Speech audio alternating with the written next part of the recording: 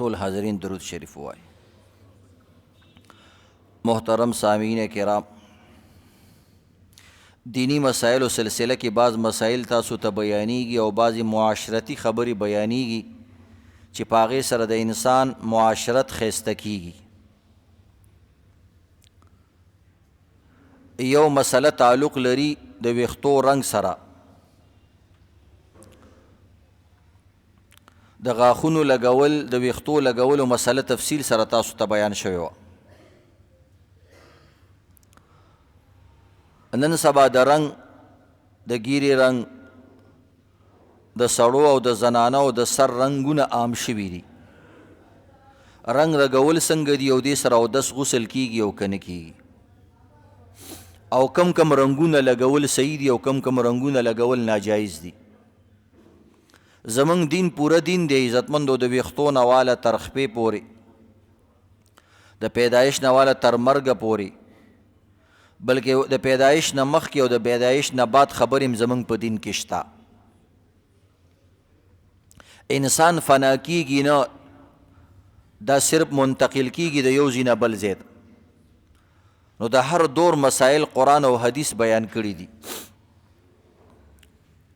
ویښته الله رب العزت د زینت انسان له یو ساز و سامان ورکړی دی، نو انسان د دې ډېر زیات خیال ساتي. وی سړي الله رب العزت په پټکو ښایسته کړي او ښځې په ویښتو ښایسته کړي. تاسو ګورئ هندوستان کې هندوان هم پټکي په سر کوي. دا بیله خبره عزتمندو، یو څیز عرف کې یو رواج ونه نیسي نو بیا انسان وایي دا خوند نه کوي.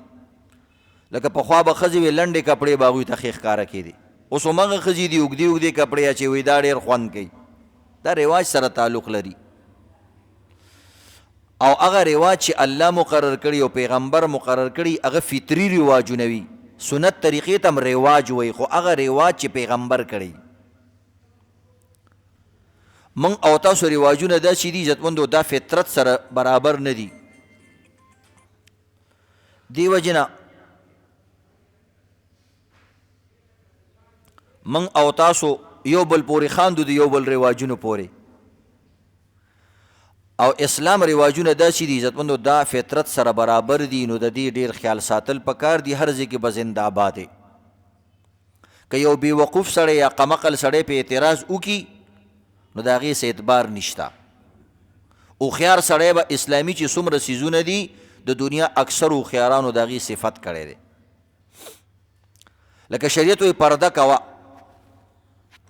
نو بعضو تاریخي روایتو کې راځي چې د پښتنو دا پرتوګ نبی علیہ السلام زمانه کې نه و، خو چې دی ولیدلو صفت یې وکړو دا زموږ فطرت سره مطابق دی، دا ډېر ښه شی دی. خو پرده وه اسلام کې. اوس پرده مختلفو ځایونو کې مختلفې طریقې کیدی شي، نو که د پردې یو ښکلې طریقه یو بل قوم هم راوباسي موږ به د هغې هم صفت کوو. خو دا اسلام انسان ته دا چینجز ورکړي دي، دا تبدیلي ورکړې ده او دا سوچ یې ورکړی دی.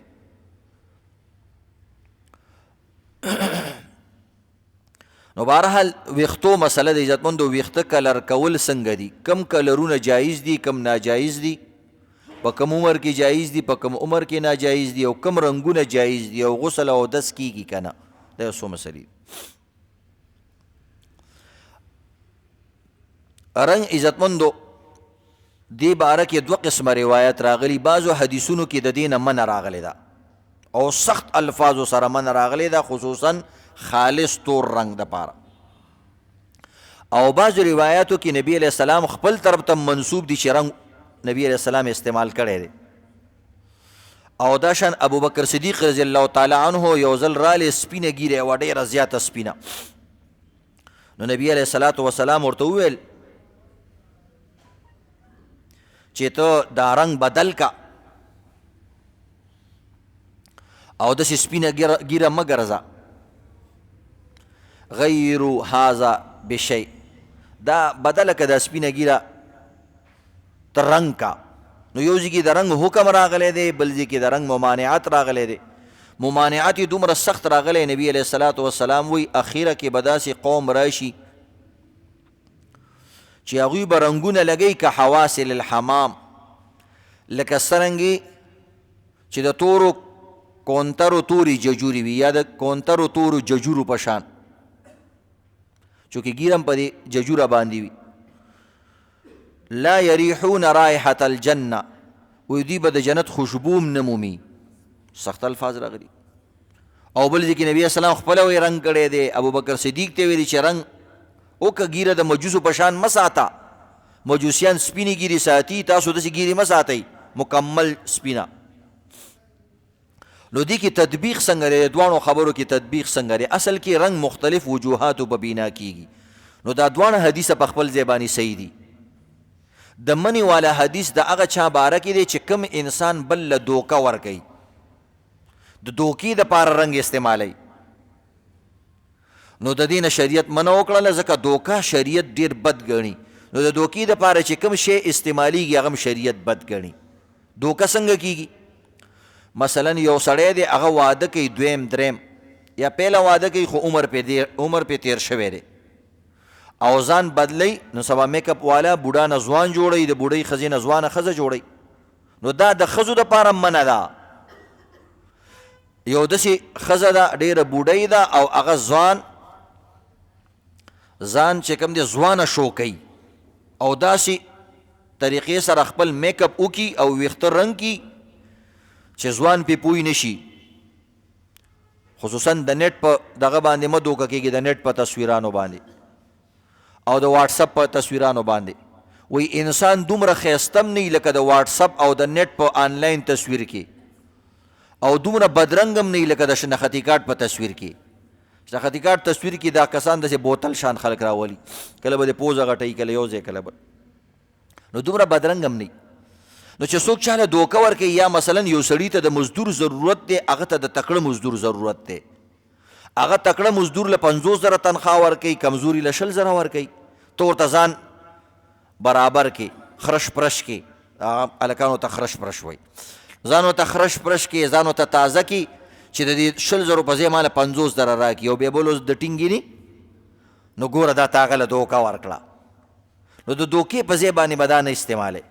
یا مثلا یو سړی بار ملک ته څوک لیږي، هغه ځوانان لیږي، یا یو جاب دی هغه ځوانانو له ورکوي، ته خپل عمر هم بدل کې او هولی هم بدله کې. نو دلته اوس دا ناروا دی.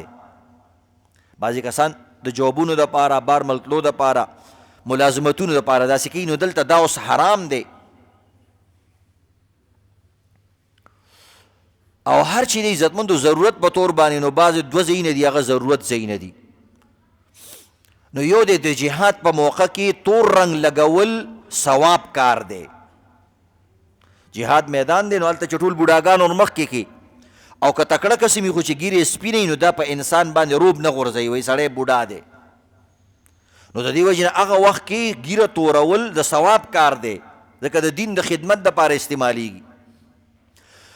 او دغه رنګ یا مثلا یو الګ دی، امام یوسف رحمت الله علیه وایي مثلا د 10 کالو 15 کالو عمر کې ټول سر ګیره سپینه شوې ده. نو د ده دپاره عذر دی، ځکه داسې سپین سر او سپین ګیری چې ځي عمر یې هم دومره نه دی، واقعي عمر یې کم دی. نو څوک له جینۍ نه ورکوي، او که جینۍ هم وویني وایي چې دا مې سخر دی که دا مې خاوند دی، نو هلته بیا غریبې ته لانجه جوړېږي. دا نفسیتي څیزونه انسان باندې اثر غورځوي. نو خیر دی که داسې هلک یې ولګوي نو خیر دی.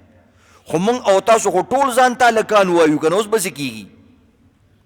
یو سړی م وایي همچو دیگرې نیست، زما په شان ګبرو جوان بل نشته چې یم نو زم. نو د دې دپاره عزتمندو تور رنګ لګول بغیر د څه خاص وجې نه دا ناجایز دی. صحیح خبره دا ده. عام حالاتو کې کوم رنګونه به لګې، آسانه خبره ده، د تور رنګ نه علاوه هر رنګ جایز دی. صحیح ده. مثلا ډارک براون رنګ لګوه، نکریزو کې سرو نکریزو کې تور رنګ واچې بیا هم صحیح ده. کالا پتر خلک نکریزو کې اچي، نو د نکریزو رنګ وي سور، او کالا پتر وي تور، یا تور رنګ پکې واچې.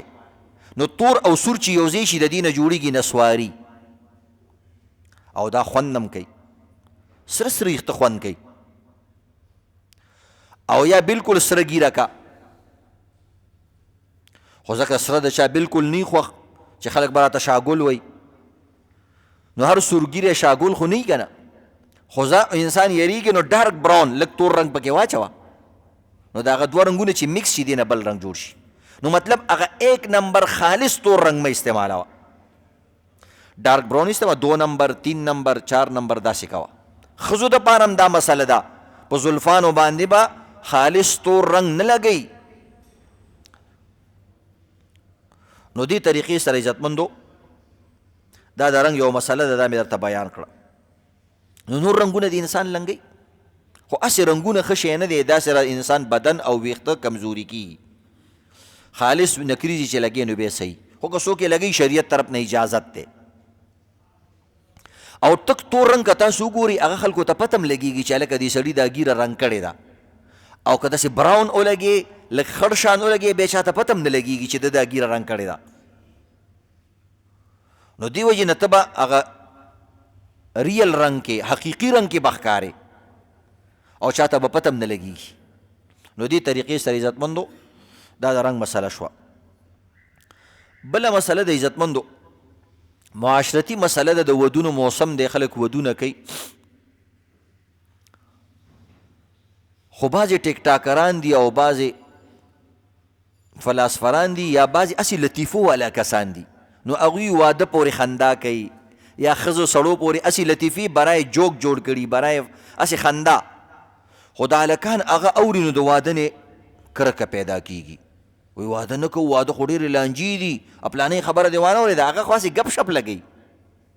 دنیا کې که زندگی ده نو دا د ودونو والا زندگی ده، دا نوره د سره زندگی ده نه، دا یاد لرئ. ګورئ ځان له زندگی نه ده، دا د سره زندگی نه ده. ځکه الله رب العزت وی دا واده ما د چین او د سکون دپاره جوړ کړی او د الله خبره غلطې دی لتسکنو الیها. داسې لفظ استعمال کړی چې اردو عربي پښتو کې ټول کې به وي سکون. خلک وایي سکون مې پکار دی، نو سکون چې کوم دی یو ګلالۍ ښځه ده د تورو سترګو غټې غټې زلفې مزېداره ښځه د هغې د زلفو لاندې چې ته زندګي تېرې دقه د چین او سکون والا ده. او کم انسان چې نه تېرې نو دا داسې دی لکه پنور چې ولاړي د ونې لاندې نه ودرېږي، پنور ولاړي نو کله یو ځای سوځي او کله بل ځای سوځي. او چې د کم انسان واده کړي د ده مثال داسې دی لکه په باغ او بهار کې چې ولاړي.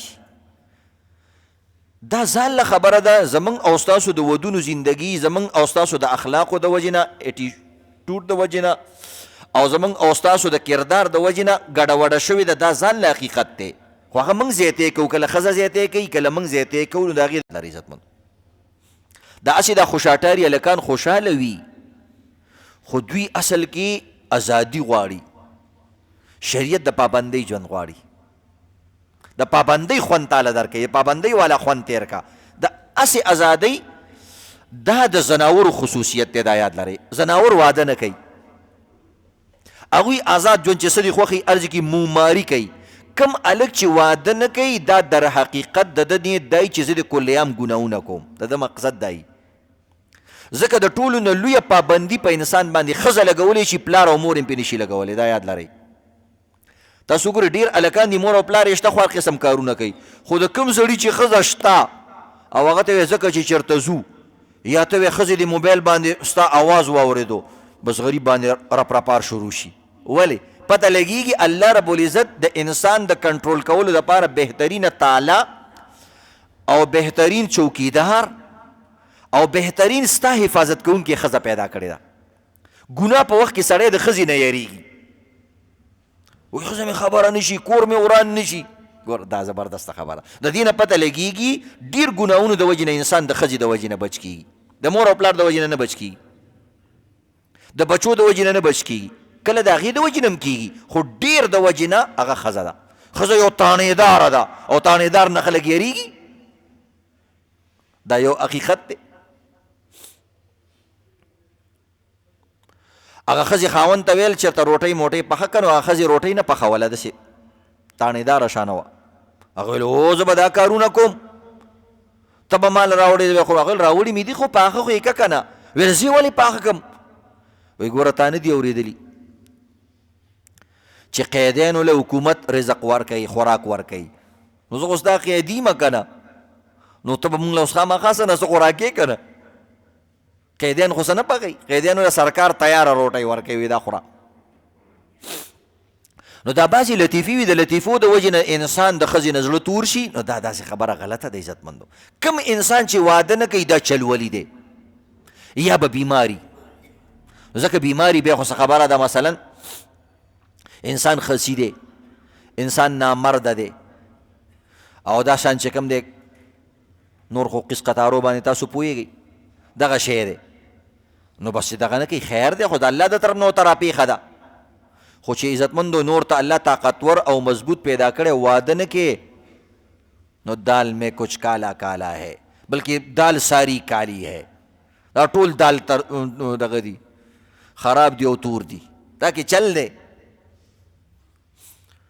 نو دی وجې نه که کوم انسان ځان د ګناهونو نه بچ کوي، نو یو بهترینه لارې په معاشره کې ښځه ده. ځکه دا تاڼېداره ده، سچو صاحب دی، د دې نه انسان یریږي. او د الله د دې دپاره پیدا کړی چې ته به د خاوند خیال ساتې، د دې به ضرورت پوره کې. کم شادي شوده کسان چې ګناهونه کوي هغه اکثر دایي دا ښځو ته ویم چې هغه ښځې د خاوند خیال نه ساتي، هغه چوکیداري نه کوي، تاڼېداري نه کوي، او د خپل خاوند د مینې او د محبت د وصول کوشش نه کوي.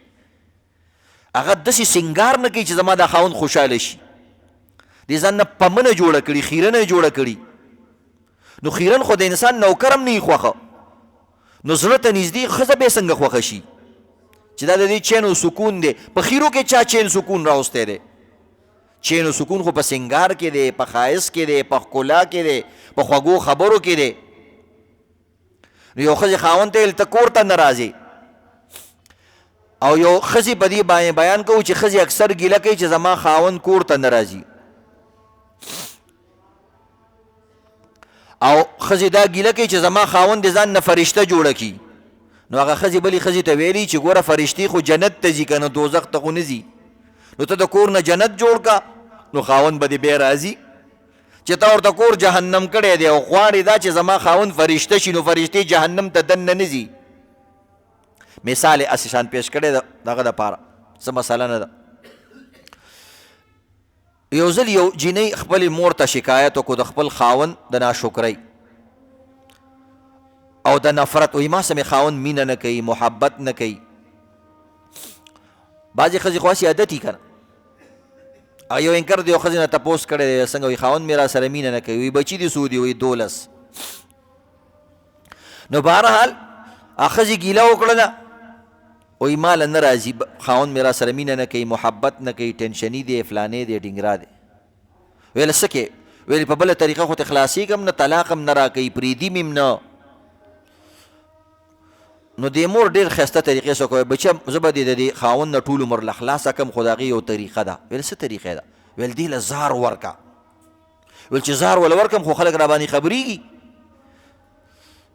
ویل نه، داسې زار شته چې هغه فورا اثر نه کوي، 6 میاشتو کې، 5 میاشتو کې، کال کې اثر کوي. نو زه چې تی ورکړي خاوند به دې بیمار شي، نو پرورو به مري، نو تا باندې به څه کیس را نه شي. خلک به وایي چې پلانې و بیمار او رنځور سړی او مړ شو. واقع دې وخت کې سړی شک نه راځي د چا. وایي داسې زار به دله درکمه چې هغه سلو پوایزن دي، په ارام په ارام اثر کوي، رو اثر کوي. مورې دغه دا دې اوس د کار خبره وکړله. خو بیا یې مورې دې کې یو چل دی که نه، هغه سړی زما د لاس خوراک هم نه خوري، په ما باندې ډېر شک کوي، شکي دی. نو دې مور ته پته ولګي چې زما دا لور دی زما د زوم سره مینه محبت نه کوي، ځکه خو ته یریږي که نه. ویل داسې چل دی چې د دې دپاره به اوس ته 5-6 میاشتې د هغې ډېر خدمت کوې، ډېر مینې محبت سره به ورسره بادل ناخواسته په نه زړه باندې به د هغې خدمت کوې او خواري به ورسره کوې. نو د هغې نه بعد به هغه تاسو چې مینه محبت ته دې وګوري، نو هغه به عادت شي. نو چې عادت شي نو ته خو باسې ډرامه کې یا به ستا د لاس نه خوراک وکړي او پرورو به مړ شي. ویل دا خبره دې صحیح ده. نو به د نن نه پس چې کوم دی څنګه لاړې، دې ښځې د خاوند خدمت شروع کړو. کله وله خپې زور کوي، کله وله سر زور کوي، کله وله ګیره غوړی، کله وله سر کې سپږې ګوري، او دغه جامې وله استري کړې ورکوي، او تپوس ته کوي وخت په وخت باندې چای نه څکې، قهوه نه څکې. خاوند حیران شو چې دا خو ډېر ناشنا کار وشو، او ډېر زیات خوشحاله شو د دې ښځې نه. هغه کې هغې خو ډرامه کوله. نو دی وجې نه هغه خاوند د لاس نه هغې خوراک شروع کو. نو دې مور دې لور له چې کوم دی داسې څه پوډر شان ورکړي وو، صفوف پکي شان یې وله ورکړې وه، څوک ورته کپه وایي څوک ورته پکه وایي، داسې پکي شان یې وله ورکړې وه. ویل دا به پې بیا په چیو کې یا په روټۍ کې یا په څه شیز کې وخورې. نو بس یو ورځ یې پې هغه وخوړله. چې ویې پې خوړله نو ښځه خاوند خو یو به سره ډېر زیات ښه شوي وو، ځکه چې دې د هغې خدمت کو، خاوند هم ډېر زیات کپړې او یو شی او بل شی هر څه وله اغوسته. نو چې دا یې وله واغوسته هغه خوراک یې پې شروع هغه وکړو، نو هغه زهرو پې اثر شروع کړو. هغه هلک بیمار شو. چې بیمار شو بیا په کټ پرېوتو یو څو ورځو له. نو دا جینۍ اوس خپلې مور له راله، ویلې مورې قیامت شو. ویل څه چلو شو؟ ویل خاوند مې مري. نو ویل مړ دي شي که نه، تا خو همدغه غوښته که نه، موږ چې دله دا ازار در کړي هم دغه مقصد کې خو کامیاب شوي که نه، خو غم مه کوه نن نه مري، دا به 5 شپږ میاشتې بعد مري، تا باندې څوک شک نه کوي، مه یارېږه. ویل نه د شک نه یارېږم، خاوند سره مې مینه پیدا شوې ده، پیار محبت مې ورسره پیدا شوی دی. ویل ولې بچیا؟ او دا خو مغه خاوند و که نه چې تا سره به نفرت کو. ویل نه که نه اوس زمانه قربان کیږي. ویل دا څه وی بچیا؟ دا خو تباه شو، سړی مري، زما زوم مري، ستا خاوند مري. ویل مورې داسې څه دوایي راته وښایه چې د خاوند لی ورکم چې د دې زارو اثر پې ختم شي او واپس راته روغ رمټ شي. دا خو زما ګل ګلاب خاوند دی او د ده نه زار او قربان. او په جړا شوه. حکیم له مې بوزه، ډاکټر له مې بوزه چې دې له داسې څه دوایي ورکو او د دې خاوند سره زما شپې ډېرې ښې سبا کېږي او ډېر د مینې محبت والا خاوند دی چې دا ما ته ژوندی شي. هغه مور ورته وایي بچیا مبارک دې شه، الله تعالی خپل خاوند واپس درکو. ویل مبارکي څنګه وی؟ انا لله و انا الیه راجعون وایه. سړي خپې اګرېته کړي دي، هغه ځي په د بل جهان سفر او توخې خپله کړې ده. ویل نه بچیا خاوند به انشاءالله روغ هم شي او خاوند ستام شو، ستا خاوند له موږ زهر نه دي ورکړي. وایه تا چې راکړي و څه شی و؟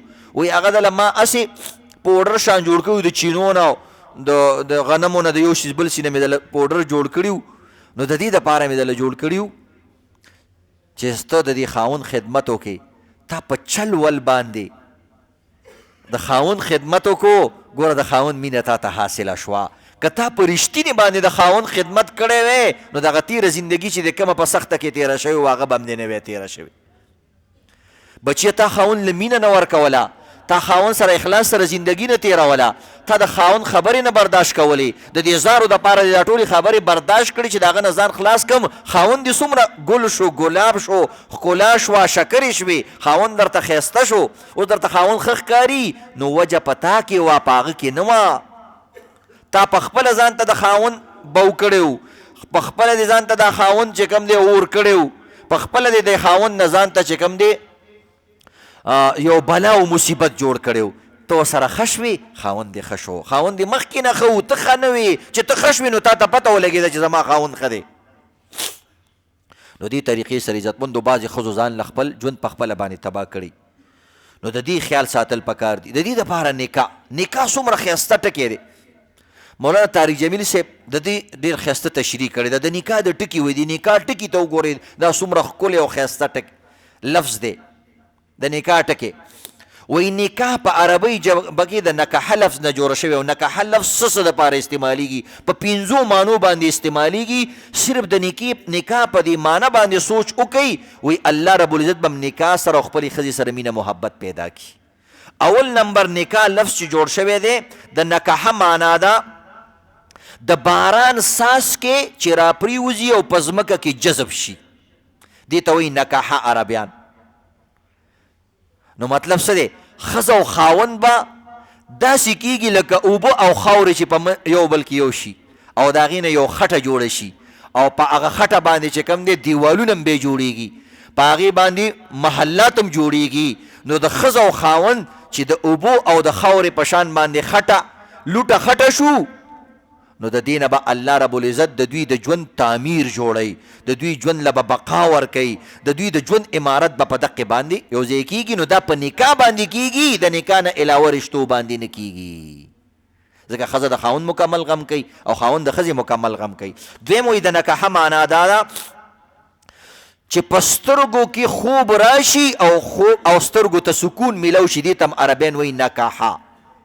وایي سترګې په خوب مړې شوې.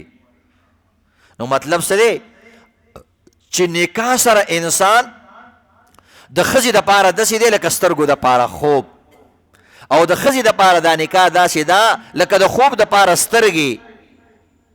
خوب په سترګو کېږي او په سترګو ته د خوب ضرورت وي. نو دقه شان یو بل ته د دې ضرورت دی، او چې دوی دواړه یو بل سره ښه طریقې سره یو شي، نو سترګې چې په ښایسته خوب باندې اوده شي، دقه شان چې انسان بدن ته چین میلاویږي، نو دقه شان په واده باندې انسان ته چین میلاویږي، سکون میلاویږي. ګینې تپوس وکړئ چې کله بابا شي بیا او بوډا شي بیا به دله قدردر شي او ښځه دې مړه شي، دا سترګې به دې جاړي، زړه به دې جاړي، او عزتمندو ښځه به دې نه وي. او څوک به ستا په دک درد نه پوهېږي، بابا دی ټوخېږي بیمار دی، او که چاته ویم بچي دله په هغه زمانه کې بیا ښځه نه کوي لیونې، نو خپله ښځه غواړئ چې ټول عمر د سره تیر کړي. او دریم نمبر د نکاح معنا د اعتماد. نکاح د اعتماد نوم دی، د شک نوم نه دی. بیجا شکونه به نه کې، او دغه رنګې خاوند باندې او ښځه باندې یو بل باندې بیجا شکونه نه کې، نو د دې معنا ویل کېږي نکاح. یعنی د اعتماد اصل ذریعه ده نکاح. ځکه یو پردی بلا ته ټول کور ته راولې او په خپل سر یې والې، د دې نه غټ اعتماد نشته، هغه ټول کور ته تنګي او ته په خپل سر والې، نو دا تا غټ اعتماد وکړو په دې باندې چې دا به ما سره ښه زندګي تېروي. او تم خوشاټارې کور کې دله چې کوم دی خلک دا واده د بدې ورځې کوي، ځکه وران کارونه کې، او دغه ښځه وایي غم مه کوه، دا شا دوله زه په سر علمه او د باندې اعتماد کوم، دا به زه ښه کمه. دا ډېر لوی د اعتماد نوم دی واده. څلورمه معنا دا ده وایي د ونو څانګې چې یو بل کې ورکړی شي او هغه کوم سوری جوړ کړي، دې ته هم عربیان وایي نکاحه. دې څانګې سره چې میلو شي دې ته وایي نکاحه. نو عزتمندو د ښځې او د خاوند زندګي داسې د ونو د هغه پاڼو په شان ده او د څانګو په شان باندې ده چې دا ښایسته طریقې سره میلو شي، نو د دې نه یو جال جوړ شي، یو چپر جوړ شي، یو چت جوړ شي، او د دې د لاندې د ماشومانو بوټی بیا ښایسته غټېږي. دا داسې سوری دی، ښایسته سوری دی چې انسان د دې لاندې کینی خوند ولا ورکوي. نو د دې بچي چې نکاح د لاندې کم بچي پیدا شي هم اکه بچي وي، که د نکاح د لاندې پیدا نشي هغه بچي نه وي، هغه حرامیان وي، او هغه دنیا او ټول د هر چا هر څه خرابوي. پنځمه معنا ده وایي د نکاح معنا دا ده چې ډاکټر مریض له داسې دوایي ورکړي چې هغه ورسره ښه شي، نو عربیان وایي نکاحه. وایي زبردسته دوایي ورکړه. نو اشاره ده په نکاح کې چې د ښځې دپاره دوایي خاوند دی، د خاوند دپاره اصلي دوایي چې کوم دی ښځه ده. کم ښځه جنۍ چې نکاح نه کوي په هغه کې رسولۍ کېږي، او کم هلک چې نکاح نه کوي هغه وهمي او لیونی شي. که دوی خپله دوایي غواړي چې موږ د دې بیمارونو او د دې څیزونو نه بچ شو، د دې دپاره طریقه نکاح. خو ګزاره کوي په خپل ټایم باندې داسې چې موږ ته بیان وکړو، اوس کور ته لاړ شئ او مور او پلار په سر باندې راوالی، هغه بیا موږ ته خیرې کوي چې دا کوم مولا ورته بیان کړی او دا څه پټۍ ورته ویلې ده، موږ یې په سر باندې راواغستو. نو دې طریقې سره کوئ. زندګي خوږیږي عزتمندو په یو څو خبرو باندې. واده دې وکړو نو د دغې خبرو خیال ساته. واده کې عزتمندو او په هر څیز کې د خپله زندګي چې خوږې، په دې کې به ورکړه کې تمه به نه ساتي ډېره. حریص انسان او تمه کوونکی انسان د چا نه خوښ، ورکړې والا انسان در چا خوښي، و یار سخي انسان دی، بادشاه انسان دی. نو داسې به کوي. وګوره اوبه درې قسمه دي. اوبه څه دي؟ درې قسمه اوبه دي. یو د سمندر اوبه دي، یو د ولو اوبه دي د ندیانو، او بل چې کوم د عزتمنو د واڼو او د نالۍ اوبه دي. خلک ورته واڼۍ نالۍ وایي، د نالو اوبه دي. دې درې واڼو اوبه، د سمندر اوبه ترخې وي، ترشي وي. د ندیانو او د چینو د اوبه سي دا خوږې اوبه وي، مزېدارې اوبه وي. او د نالو اوبه بدبوداره اوبه او ګنده اوبه وي. درې واړه اوبه دي، شکلونه او مزاجونه د ټولو بدل دي. ولې؟ د سمندر اوبه ترشي ځکه دي چې دا ورکړه نه کوي. د سمندر اوبه چا له ځان نه ورکوي، څوک استعمالی نه، دې کې ورکړه نشته. د ندۍ اوبه ځکه خوږی چې سمندر د ندیانو نه او د نیرونو نه د دغه اوبو نه جوړیږي، نو دا چینی چې کوم دی د سمندر له اوبه ورکوي. او دغه رنګې د نالو اوبه په ځای باندې ولاړې وي، ډېر حرکت نه کوي، نو هغه بدبوداره شي. دقه شان چې کوم انسان د ندیانو په شان د چینو په شان باندې خلکو له ورکړه کوي، د بر سر نه اوبه را شروع شي، پاڼو لم اوبه ورکوي، او دغه رنګې کاڼو لم اوبه ورکوي، په کاڼو م راورېږي، او دغه رنګې بوټو لم اوبه ورکوي، لاندې راتوی شي پټو لم اوبه ورکوي، او انسانانو لم اوبه ورکوي. نو چینی د هر چا خوښي، خلکو سره تصویران م وباسي، وی پلاني چینی له تللی ومه، د سمندر اوبه ورکړه نه کوي، نو عزتمندو تروشي پاتې شي. ځکه هغه اخیستل کوي، د ندیانو ورکول نه کوي. او د نالۍ اوبه په مثال د هغه انسان دی چې په ځای ولاړ دی، نه کار کوي، نه روزګار کوي، نه سکول وي، نه مدرسه وي، نه تبلیغ کوي، نه جهاد کوي، خو شاټاری دی، بس دا په دقه ځای باندې څښا شي، دا د هېڅ کار نه دی. نو دې وجې نه ځان نه عزتمندو د چینو خوږي اوبه جوړې کوي چې په هر ځای باندې هغه کېږي. صرف پیسې ګټل نه دي، صرف پیسې ګټل نه دي، په پیسو به کم کم شی ته اخلي. یو انګریز لیکلی دي د پیسو په باره کې چې په پیسو، آیا په پیسو باندې هر شی کېږي که نه؟ پیسې انسان له مستقل خوشحالي ورکوي که نه ورکوي؟ هغه ډېر عجیبه مثال د دې پیش کړی یو انګریز. هغې لیکلی دي with money you can buy a house but not a home. With money you can buy a clock, not a time. With money you can buy a bed but not sleep. With money you can buy food but not appetite.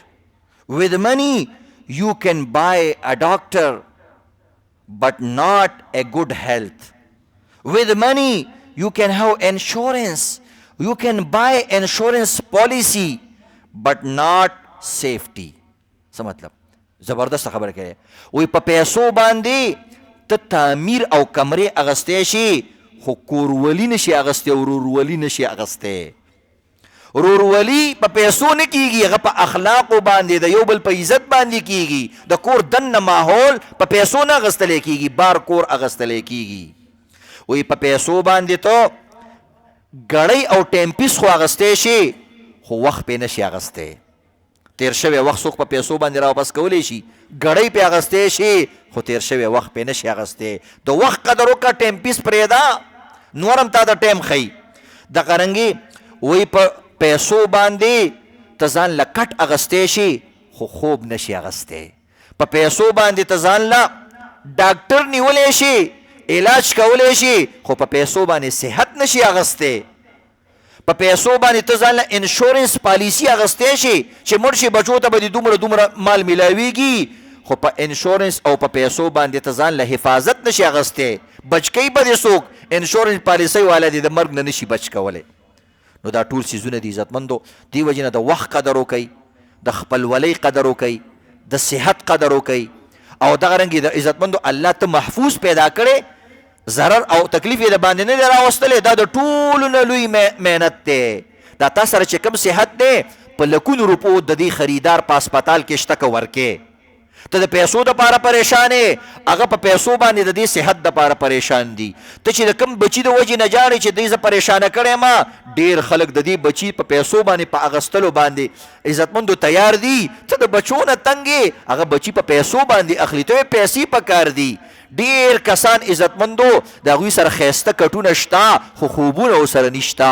هغوی کټونه دله درکوي، خو خوب د نه الي. تعالی الله خوب په کټ نه بغیر هم نصیب کړی دی. په دې باندې د الله شکر وباسه. نو ټول به په خپلو نعمتونو شکر وباسو که نه انشاءالله. الله دې عمل کولو توفیق راکړي. اذان وکړه.